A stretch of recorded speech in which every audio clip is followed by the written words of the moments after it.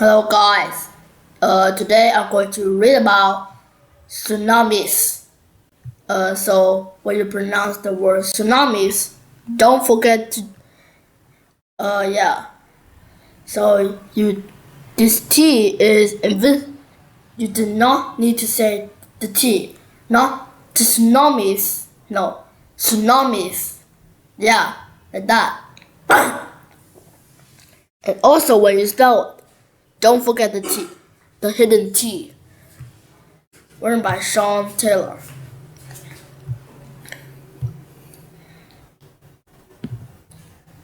The Indian Ocean Tsunami. On December 26, 2004, a powerful earthquake shook the ocean floor near the coast of Sumatra, Indonesia.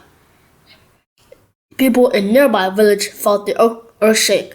They didn't know that within a minute a massive wave known as a tsunami would flood their homes. The giant walls of moving water washed away entire towns. Within hours, the wave had pounded thousands of miles of coast in Indonesia, India, Africa, Thailand, Bangladesh, Malaysia, Maldives, and Myanmar, and Singapore, among others. Wow, that's a lot. That's a lot of countries. Oh yeah, that's the engine of the motorbike. So don't blame me for that.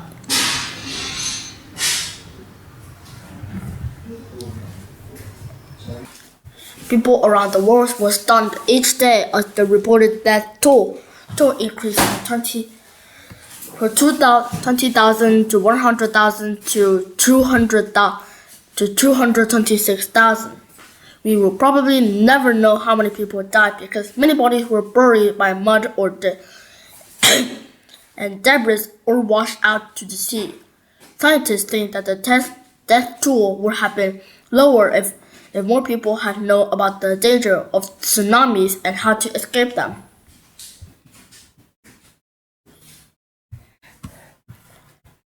Tsunami survival stories. Among stories of lost were amazing stories of survival. One man from Indonesia was washed out to sea by tsunami, but he was able to crawl onto a wooden raft. He survived by eating coconuts and drinking rainwater. A ship rescued him after 2 weeks at sea. Some people outtrained the water or were washed island by the waves. Others survived by hanging onto trees or climbing to the top of the strong buildings. The people who headed for higher ground as soon as they felt the earthquake were most likely to survive. Experts say moving to higher ground or inland are the only true safe place to go when a tsunami hits.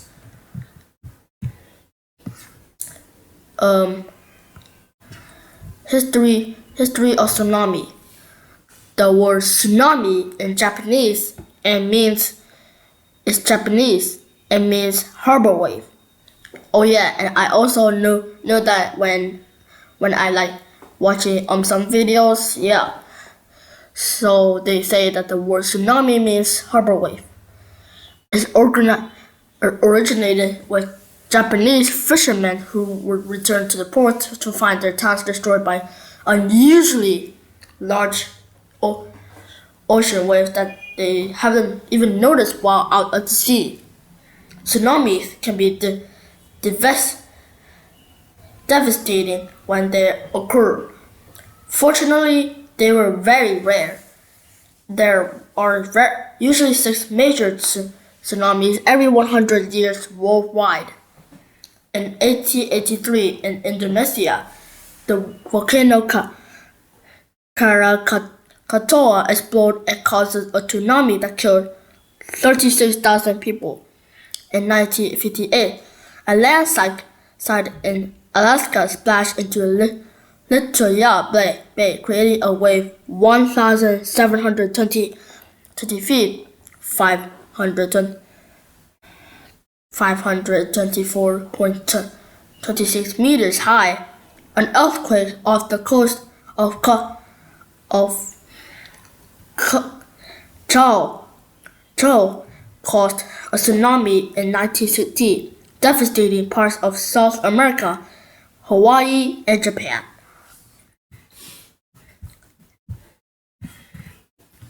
Causes of tsunami. Earthquakes on the ocean floor cause most tsunamis. Underwater landslides, volcanic explosions, and meteor impacts also cause tsunamis. Not every earthquake in or near the ocean causes a tsunami. It depends on the strength of the earthquake and the kind of movement that occurs in Earth's crust. An earthquake has to be at least 6.75 on the Richter scale to result in a tsunami. The Indian Ocean tsunami of 2004 was caused by a mega earthquake with a magnitude of 9.0. But how strong is it? The force of an earthquake is described with a Richter scale. People do not feel a 2.0 earthquake at all. Seismographs all around the world can measure a 4.5 quake. With each step up the Richter scale, force increases rapidly. A magnitude 6.0 earthquake has 10 times the power of the 5.0 quake. So when you hear about the magnitude 7, 8, or 9 quake, remember that each unit is actually 10 times the strength of the unit before.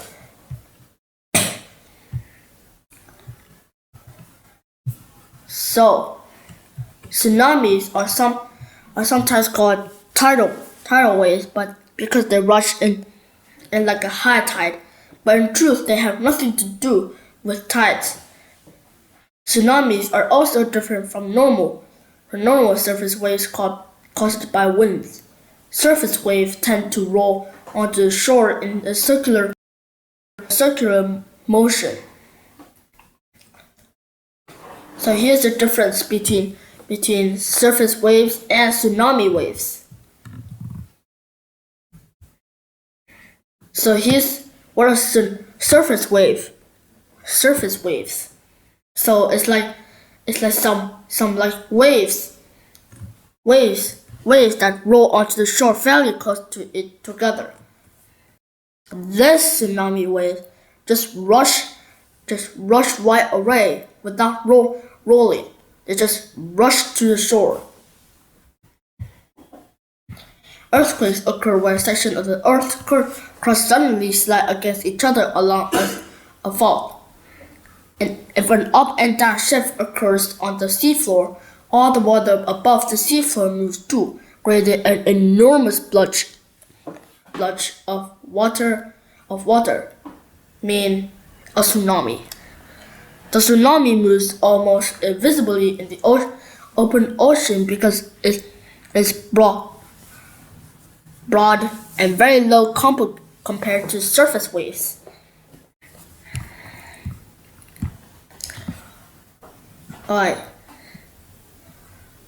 Alright, so yeah. Here's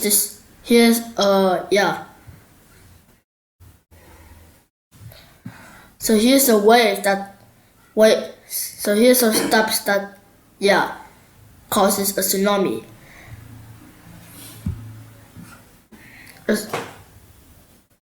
tsunami can move as fast as a jet plane at speeds of 200 to 500 miles per hour, 321 to 640 kilometers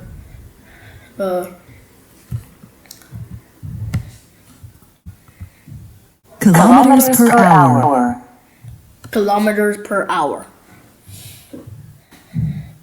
Tsunamis can retain their strength as they spread out over thousands of miles of ocean like ripples in a pond. They can travel from one side of the Pacific Ocean to the other in less than a day. When the waves runs into the shallow shoreline, it grows much bigger as it slows down. First, the sea resides as the wave approaches. Next, the sea flood in the past the normal shoreline and gushes inland. Sometimes far up rivers and streams that open in the ocean. Tsunami waves often come in sets. Observers report the first wave of the Indian Ocean tsunami was smaller than the second waves. Some people survived in the first wave but didn't keep running and were overwhelmed by the larger second waves.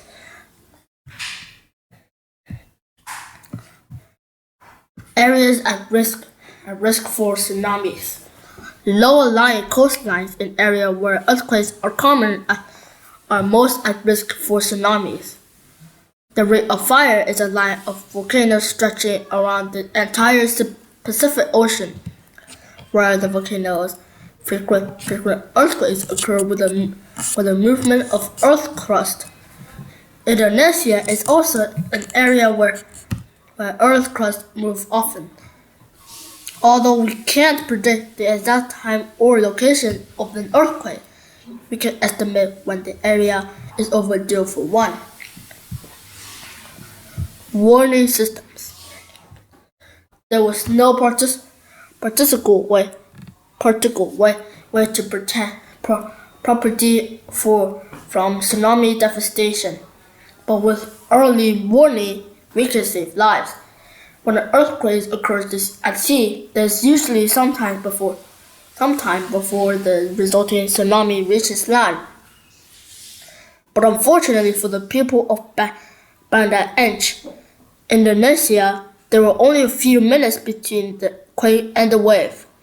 It took about 3 or 4 hours for the tsunami to reach India and Sri Lanka. This would have been enough time to radio a message ahead. Governments and scientists are working to build warning systems for future tsunamis around the world. On the Pacific coast of the United States, a tsunami warning system isn't in place. Seismographs all along the Pacific coast detect earthquakes. A tsunami warning is issued at any time there is an earthquake of 6.8 in Alaska or 7.5 in the western United States. Buoys that are anchored at the sea can detect a tsunami wave speed and direction and radio this information back to land. Radio message and loud sirens help warn people in seaside communities that a tsunami is coming. Signs along the highways label areas high risk and suggest evacuation routes. Here's some clues to help you to how to survive a tsunami. People who live in areas at risk of tsunami should keep these rules in mind. Find out what the safe evacuation routes are and develop a family emergency plan. Follow the evacuation direction if a tsunami warning is issued. Don't waste time saving property. Depending on the earthquake location, you may have hours or only minutes to leave. If an earthquake occurs, head immediately to higher ground. Make sure that everyone in the house knows to leave. Don't wait for evidence of an approaching tsunami. Outrunning a tsunami that has already arrived should be at a last resort. Flee on the food. Traffic jams can quickly form, causing the waste of the precious minutes. Don't stay in small buildings close to the coast. Most houses can't withstand the force of a tsunami. Stay away from rivers near the coast. Tsunamis can wash far inland along river channels. Stay in safe location until the authorities give an all clear message. Remember, the first wave may not be the biggest or the last. Conclusion: earthquakes and tsunamis are scary reminders of the power of nature. We can't prevent these events from happening, but we can prepare for them. Knowing what to do and get an early warning can save lives. Alright, so not only this was about tsunamis. So yeah, not only this about tsunamis, it's also about earthquakes and tsunamis. Because when earthquakes occurs, then earthquakes can make tsunamis, which is two of them are like nature disasters. I guess. Right. Good job. That's enough for today's video, and see you guys later. Hope you guys enjoyed the video. Goodbye.